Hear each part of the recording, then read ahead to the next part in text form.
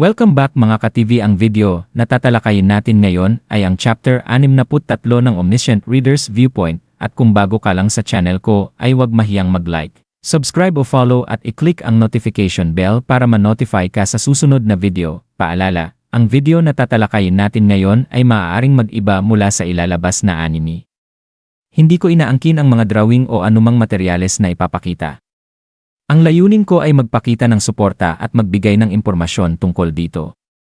Ang lahat ng kredito ay nananatili sa mga orihinal na may-ari. Maraming salamat, nagulat si Min Jae-won nang marinig niya akong banggitin ang labanan sa Hwangsanbeol. Ipinaliwanag ko na ayon sa kasaysayan, ang sila ang tunay na nagwagi sa labanang iyon. Ngunit hindi sapat ang kasaysayan upang matiyak ang tagumpay sa pagkakataong ito. Bago pa ako makapagsalita muli, humakbang ang kapitan ng Hwarang at sumigaw sa kanyang mga tauhan na huwag umurong. Wala raw lugar ang pag-atras sa gitna ng digmaan.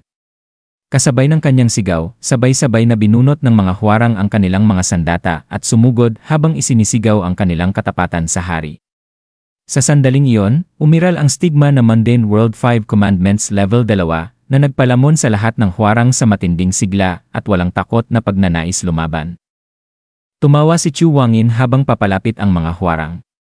Dahil sa kapangyarihan ng Baekje, Kendo Level 3, madali niyang pinabagsak ang mga sumasalakay. Maging ang kapitan ng Hwarang ay lumipad sa ere matapos tamaan ng kanyang napakalaking espada. Nang makita kong mabilis na lumalala ang sitwasyon, agad kong inutusan si Min Jae-won na ipwesto ang hukbo sa tamang pormasyon. Ginamit niya ang Military Command Level 2, ngunit agad itong nabigo dahil tuluyan nang nawalan ng katinuan ang mga Hwarang sa impluensya ng 5 Commandments. Hindi na nila sinusunod ang kanyang mga utos. Sa simula pa lamang, ang tanging sinusunod nila ay ang kagandahan ni Reyna Jinseong at hindi ang kanyang pamumuno. Hindi nagtagal, bumagsak si Lee Gilyaong sa tabi ko matapos tumalon mula sa ikalawang palapag ng museo. Tinanong niya kung tatawagin ba niya si Tita No gamit ang diverse communication, ngunit tumanggi ako. Malaking tulong sana ang ika-6 na antas na haring insekto, ngunit kapalit nito ay mawawalan ng malay si Lee Gilyaong sa loob ng 2 araw. Bukod pa rito, napakahirap kontrolin ang ganoong kalakas na halimaw at maaari nitong madamay maging ang sarili naming mga kakampi. Itinuturing ko siyang nakatagong alas na dapat itago hanggang sa pagsisimula ng digmaan laban sa mga hari, samantala, lalo pang naging pabor sa Baekje ang labanan. Isa-isang bumabagsak ang mga Hwarang, samantalang halos walang namamatay sa panig ng Baekje. Nang makalapit si Yosang-a, agad kong hiniling ang relikya. Iniabot niya sa akin ang Gampyeong-i. Habang nakatuon ang lahat sa Foreign Demonic Beheading Sword, ang Gampyeong-i ang tunay na mahalagang kagamitan para sa ika-4 na senaryo. Kung wala ito, halos walang silbi ang maalamat na espada. Patuloy na pinahirapan ni Chu Wangin ang kapitan ng Hwarang hanggang halos hindi na ito makatayo. Samantala, iba-iba ang naging reaksyon ng mga constellation. Nagmadali ang Hwarang Knows No Retreat, natuwa ang last hero of Hwangsanbeol, at nainis naman ang Lady of the Brocade Sleep. Habang lalong tumitindi ang mora ng hukbo ng Baekje, at bumabagsak ang loob ng sila, lalo ring lumalalim ang pagsasanib ni Chu Wangin kay Jebaek. Kapag mas kahawig ng tunay na kasaysayan ang mga pangyayari, mas tumitibay ang ugnayan ng isang constellation at ng kanyang incarnation. Dahil dito, naganap ang isang mas malaking pagbabago, biglang nagliyab ang paligid sa mga kislap ng liwanag habang nag-activate ang stage transformation. Naglaho ang Gwanghwamun ng Seoul at napalitan ito ng mabundok na kapatagan ng Hwangsanbeol. Bagamat isa lamang itong uri ng pinalawak na realidad at hindi tunay na pagbabago ng espasyo, naging totoo ito para sa lahat ng nasa loob ng entablado. Humalakhak si Chu Wangin sa tuwa na para bang siya na mismo si Jebaek. Lalong lumakas ang kanyang kapangyarihan habang nagsimulang umatras ang mga natatakot na Hwarang. Maging si Lee Sung-kuk ay hindi makapaniwalang ang isang taong hindi kabilang sa 7 hari ay nagtataglay ng ganoong kalaking lakas. Ipinaliwanag kong posible yon dahil si Jebaek ang pangunahing tauhan ng makasaysayang entabladong ito. Nang makita kong wala ng pag-asa ang sitwasyon, sinabi ko kay Min Jae-won na 2 lamang ang natitirang paraan. Ang una ay hayaang mamatay ang incarnation ni Guanchang, gaya ng tunay na nangyari sa kasaysayan. Ang kanyang sakripisyo ang nagpasiklab sa determinasyon ng hukbo ng sila at nagdala sa kanila sa tabumpay. Ang ikalawang paraan ay mas mapanganib ang baguhin mismo ang kasaysayan. Kinakabahang nagtanong si Min Ji-won kung ano ang mangyayari kapag nabigo kami. Direkta kong sinagot na mawawasak ang kanyang bansa. Agad niyang pinili ang unang paraan, ngunit wala naman talaga akong balak na bigyan siya ng pagpipilian. Sinabi kong babaguhin ko ang kasaysayan at idinagdag na hindi siya ang pinunong kailangan ng sila sa sandaling iyon. Sinimulan kong paikutin ang 2 disk ng Gampyeongi. Ayon sa Ways of Survival, kaya nitong hanapin ang mga constellation sa kalangitan. Habang umiikot ang mga disk, nagsimulang magliwanag ang mga bituin na nakaukit dito.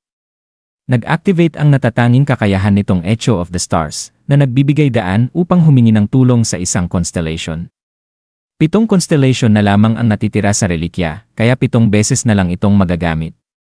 Napansin ni Lee Sung-kook ang ginagawa ko at iminungkahing tawagin si Naxiang Yu o Lubu. Ipinaliwanag kong maaari lamang akong tumawag sa mga constellation na alam ko ang kanilang modifier. Akala niya ay wala akong alam, ngunit ang totoo. Wala nang ibang tao sa mundong ito ang mas maraming alam na modifier kaysa sa akin. Sa halip na sina Lubu o Xiang Yu, pinili kong tawagin ang isang taong tunay na may kaugnayan sa Hwangsan Beol. Tumingala ako sa kalangitan at tinawag ang dakilang Haring Heungmu. Habang hinahanap ng Gampyeongwi ang kanyang bituin, natahimik ang buong larangan ng digmaan. Naramdaman ni Chu Wangin na may kakaibang nangyayari kaya agad niya akong sinugod, ngunit hinarang siya ni Lee Sung-kook upang mabigyan ako ng sapat na oras. Makalipas ang ilang sandali, sumagot ang constellation, magalang kong hiniling kay dakilang Haring Heungmu na iligtas ang mga taong namamatay sa panig ng sila. Ngunit ikinagulat ko nang tumanggi siya, sinasabing ayaw niyang makialam sa kasaysayan ng makabagong panahon. Habang unti-unti siyang naglalaho, biglang nagsalita si Yo Sang-ah. Nakilala niya kaagad kung sino ang kausap namin at buong puso niyang ipinaalala ang labanan sa Hwangsan Beol at ang pagkubkob sa Pyongyang. Sinabi niyang maaaring naitala na ang kasaysayan, ngunit hindi kailanman mawawala ang paghihirap ng mga sundalong lumaban dito. Totoong hindi na mababago ang nakaraan, ngunit ang kasaysayang nagaganap sa harapan namin ay hindi pa tapos. Kung tutulungan niya kami ngayon, maililigtas pa niya ang mga buhay na hindi pa nawawala sa bersyong ito ng kasaysayan. Tinamaan ng kanyang mga salita ang puso ng maalamat na general. Tahimik na ipinikit ni dakilang Haring Heungmu ang kanyang mga mata bago tuluyang tanggapin ang aking kahilingan. Isa sa 7 bituin ng Gampyeongwi ang naglaho habang bumaba ang liwanag mula sa langit at bumalot sa aking katawan. Umiti ako kay Yo Sang-ah at pinuri siya. Sa sandaling iyon, natanggap ko ang pansamantalang proteksyon ni dakilang Haring Heungmu. Dumaloy sa aking katawan ang napakalakas na kapangyarihan, at tila muling binuo ang aking buong pagkatao habang pumapasok sa akin ang kanyang kalooban. Pagmulat ko ng aking mga mata, nakatitig sa akin ang lahat ng nasa larangan ng Hwangsan Beol. Namangha si Chu Wangin dahil naramdaman niya ang napakalakas na presensya ng isang constellation kahit hindi ito tuluyang bumaba sa mundo.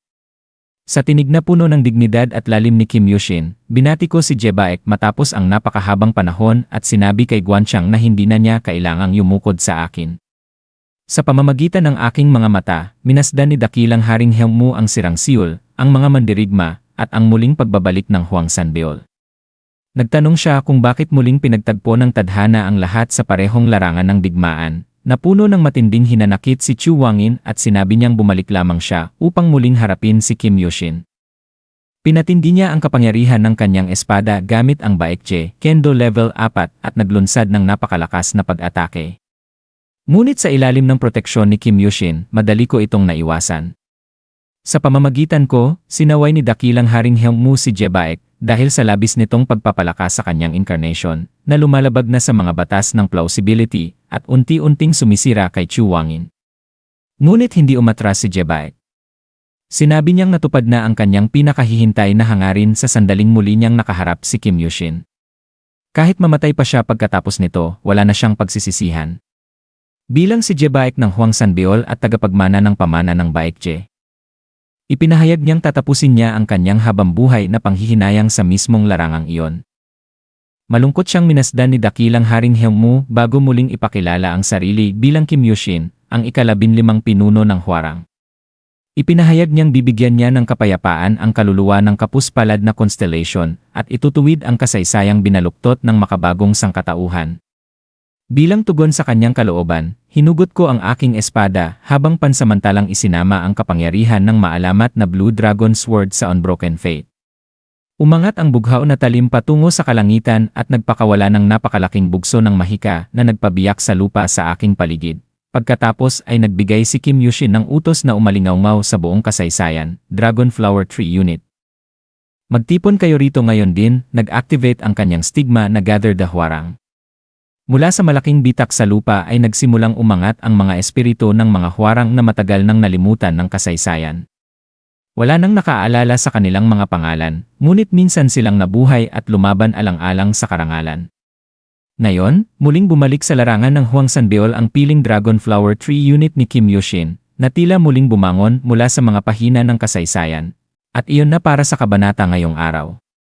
Talagang nagiging mas interesante na ang mga pangyayari, at siguradong magiging sobrang intense ang susunod na episode. Kung fan ka ng series na ito o ng iba pang anime tulad ng Solo Leveling, Omniscient Reader's Viewpoint, o The Beginning After the End, naglagay ako ng ilang anime figures at merchandise sa description. Makikita mo roon ang mga character figures, collectibles, at anime-themed items kung gusto mong suportahan ang channel o bumuo ng sarili mong anime setup. Maraming salamat sa panonood at magkita-kita tayo sa susunod.